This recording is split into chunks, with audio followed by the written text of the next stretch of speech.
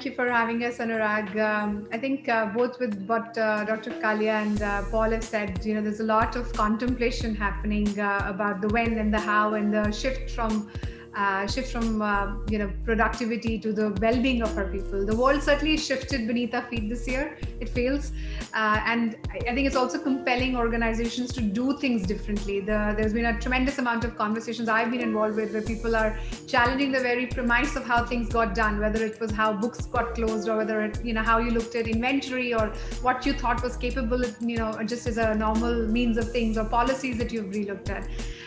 So I think with this discussion of coming back to work, there will be a lot of changes we will expect, and I'm sure we'll talk about it eventually. But I think employers have to support the need of this already new talent that was in the business, the millennials that we were talking about, the Gen Z workforce. And I think we need to be mindful of the freedom effect that they will be coming in with expectations, the freedom to work from anywhere, or the freedom to thrive or work faster or go anywhere, and how technology and how our organization policies, etc., are in support of getting ready for that environment.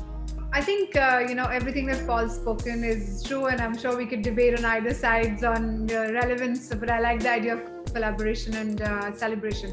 But let me talk about this with a story. Let me start this future work environment with a little bit of a story.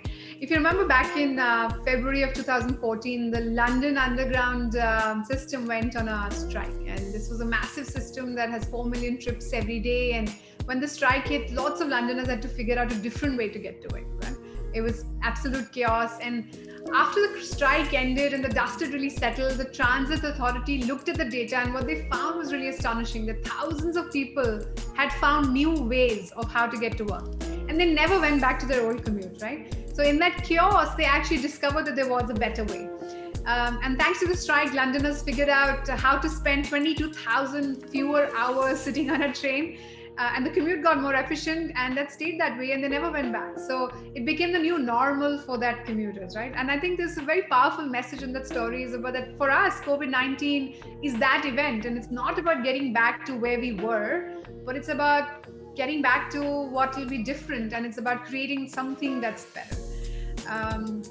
So that would be my quick answer to that question, Anurag. And thanks for the question, Niyati. I think from a expectation perspective, we've also, if you look through expectation of employees as well as employers, is going through this radical change. The month of March, where I know Paul said you walked out of office on the 17th thinking you'll go back on a flight the next week. I remember not taking my laptop charger, thinking I'm going to come back next week, right? So expectations of employees and employers, and how that was in April, in the world of doom and the world of Zoom and an over fatigue, and now getting back to resiliency. So I think it's an evolving year, and expectations have to be jointly agreed between the employee and the employer. For a lot of people, being at home has had elderly parents, young children. So the flexibility of working hours in terms of what you defined as work hours has gotten redefined. I know from my own personal perspective. Boundaryless, expanded. The boundaryless has gotten expanded, the days have stretched, and therefore for some it has added the strain, for some it's added the flexibility. So, and it's also, it has become, very open to interpretation of what that good looks like, and making sure that transparent, open communication between both the employee and the employers in terms of what is expected. Is it the outcome or is it the hours? Is it, it is turned into this outcome-led, you're preparing for X, so you're getting this done, versus I saw you in office at 8 o'clock, right? So that shift is a good shift, and hopefully the transparency in dialogue will help create more of it. Thank you so much. So I think, you'd asked me the question about how are we gathering that feedback as well. So, as we continue to focus on business efficiency, it's really important to remind ourselves that even with the best systems, best technology, it doesn't work if employees are in distress, right? And as we all learn to navigate this new terrain collectively, we've focused on really ensuring that the employees' concerns were heard in order for us to address those gaps. At SAP, we've done 2 sets of remote working pulse survey checks, and that input, really allowed us to have that intelligent intervention based on what the employees have been, their sentiment, their feedback, and looking at that analytics and insights into guiding them and guiding the managers on making the right employees. So I know Pallavi's spoken about it, and I've heard so many from my experience of talking to so many people. We're hearing about the daily meditation yoga and training programs and medical insurance for home care. And one thing I really enjoy is the well-being holiday, and everybody in the organization taking that holiday, which is outside, of course, the future-ready infrastructure policies and employee assistance programs. So I think all of that has been fairly well adopted. I've been at SAP for about 15 months, and there were two things that really stood out for me. One was this empathy for action pledge, which really is about enabling this people-centered approach, and that focuses on eliminating any complexity from the user experience so that employees can get the best experience, so that they can then deliver the best experience.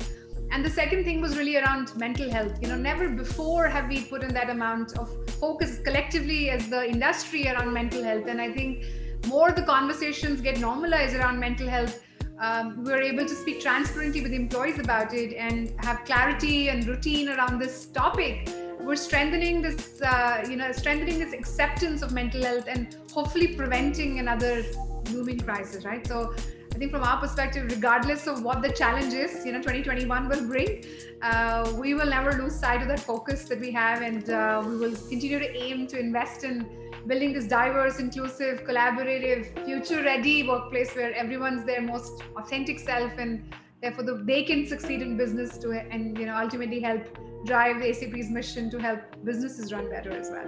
I think to win in businesses, we will first need to win in the workplace. And I think we need to be therefore really looking at, I think back to the conversation I was earlier having about working different. Our workplace and the workforce is going through this massive seismic change, and I expect there will be massive change in expectations when they come back to work as well. And I see them in four phases.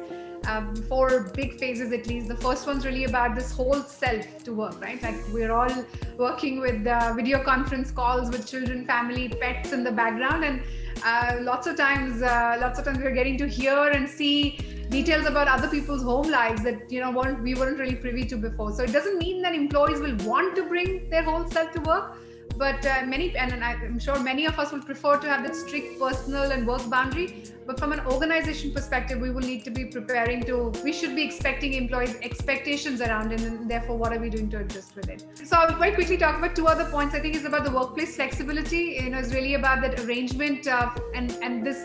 We've all gone through this emotionally charged experience, so that will really alter that expectation for employees as well. And therefore, as organizations, we need to be anticipating what the workers will be expecting when they come back from a policy or infrastructure. I think third's really about technology and the role of technology, where expectations of a very fully charged always on mode, whether think about cashless payment or e-wallets and how that integrates with our work life. And I think finally it's about this point we spoke about collaboration and celebration. One of the very unifying things about COVID is that all of us have gone in the same, we're in the same crisis together. So this experience will change employees' expectations about what they want to achieve when they're in that collaboration space as well. So from an employer perspective, I think that's going to be an important area for us to consider as well. I think certainly, absolutely, this is, I don't think from where we're looking, there is going to be a definite timeline where everyone will be expected to report back to duty, per se. Look at the organizations that have already opened up. I think they've already taken that approach. And even if you think about organizations, there is going to be there are many levels at where it probably needs to be addressed. One, from a regulatory perspective, it might differ from a state to from an area, whether from a regulatory perspective, just what the law says. Then it might be just from an organization perspective of the ability, the readiness, like you said, infrastructure. Some people have taken long-term, options according to it. And then I think finally it will be personal. So it will be a triangulated view as companies plan to return to work. But for employers, they need to be able to have the contingency planning, have the agility and resiliency built into the model so that we're providing a workforce. I think we're neglecting that a lot of people don't have the right infrastructure or live in shared apartments or and need to come to work to be able to productively work as well. So I think it will be a combination of those 3 things as I see it that will drive this pace of when people will come back to work, or the flexibility with which they will come back. And I think back to the point about working hours, given that we're all working from that home office, Work hours certainly have stretched, right? But boundaries remain boundaries, and boundaries should always be maintained, from experience. And I think back in April, there was a feeling of everyone's just working from home. So you're anyways not working, so taking a call at 8 o'clock, is okay. But I think I would be surprised if that has continued very quickly.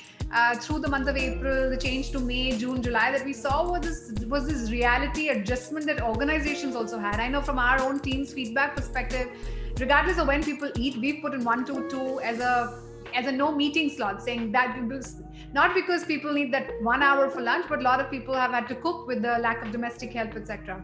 I think in closing, I'd say that employers will need to support the needs of the workforce or risk being left behind, and that's going to be universal. And there's this quote from Jack Welch that I will say is that organizations' ability to learn and translate that learning into rapid action is what will be the ultimate competitive advantage. And that's, I think, our opportunity. And I know I've heard this 100 times in the last 2 months or 3 months, saying in every crisis there is an opportunity. The question is, are we going to be ready to seize it, as I see it?